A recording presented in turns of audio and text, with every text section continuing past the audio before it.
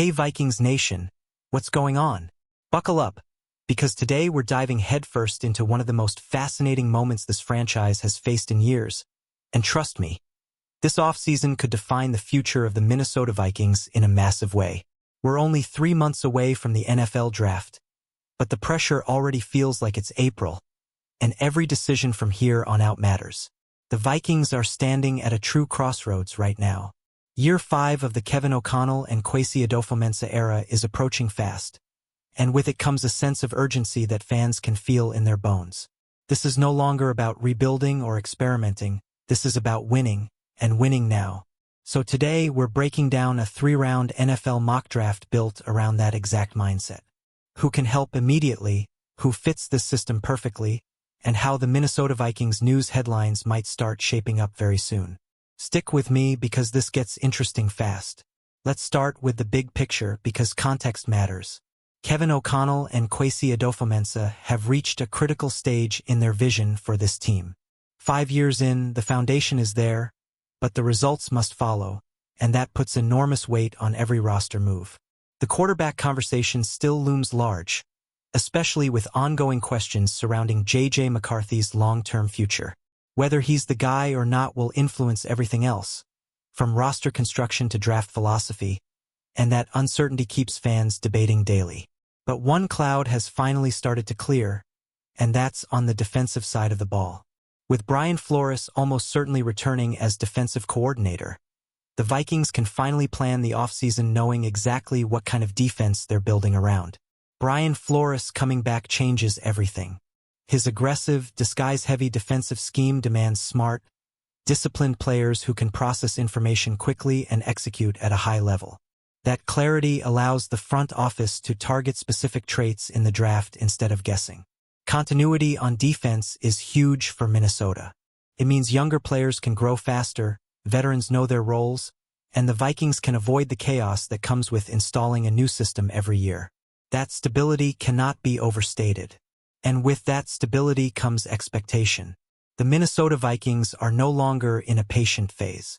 This team needs contributors now, players who can step onto the field in week 1 and make a difference. That brings us straight to the NFL draft philosophy. With the Vikings in win-now mode, this draft isn't about redshirting prospects for 2 years. It's about finding players who are mentally and physically ready to contribute immediately. That doesn't mean ignoring upside, but it does mean prioritizing readiness. Polished route runners, defenders with strong instincts, and players who fit seamlessly into existing schemes are going to be valued higher than raw athletic projects. This mindset shapes every pick we're about to discuss. Each selection in this mock draft is made with one question in mind. Can this player help the Minnesota Vikings win games right away? Let's jump into the first round, because this is where things start getting spicy. With the 18th overall pick, the Minnesota Vikings select wide receiver KC Concepcion out of Texas A&M, and yes, that might raise a few eyebrows. Wide receiver may not feel like the biggest need on paper, but context is everything. Rumors have begun swirling about a potential Jordan Addison trade, and even if that doesn't happen, long-term roster planning is still a factor. Jalen Nailor's future isn't guaranteed either, especially if the Vikings want to commit serious money to Addison down the line. Drafting Concepcion now gives Minnesota flexibility and immediate offensive firepower. KC Concepcion brings exactly what Kevin O'Connell loves in a receiver. He's explosive with the ball in his hands, dangerous after the catch, and capable of attacking all 3 levels of the field with confidence.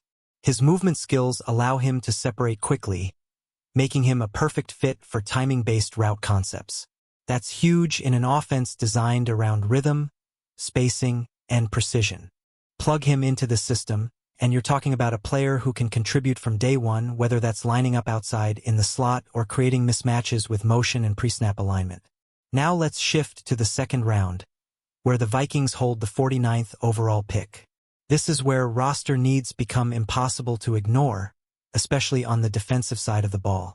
Safety is a massive question mark for Minnesota right now.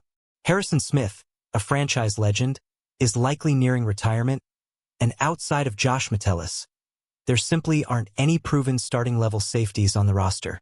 Thankfully, the second round is loaded with safety talent, And that's where Emmanuel McNeil Warren out of Toledo enters the picture. McNeil Warren may not come from a powerhouse program, but make no mistake, this kid can play.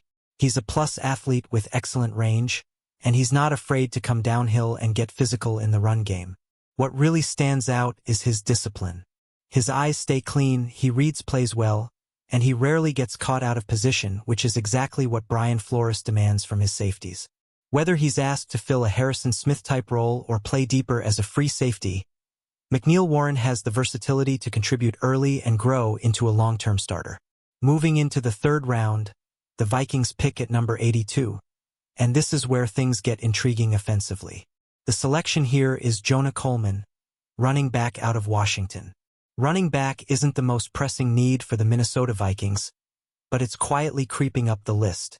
Aaron Jones' future is uncertain, and even if he stays, adding youth to the backfield makes a lot of sense.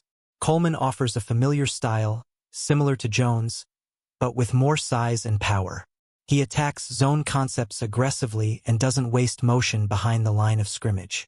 What really elevates his value is his ability as a receiver.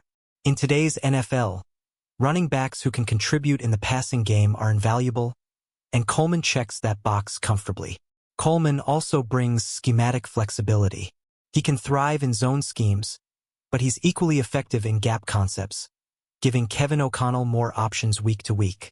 That versatility makes him an ideal third-round pick for a team looking to balance immediate contribution with future planning.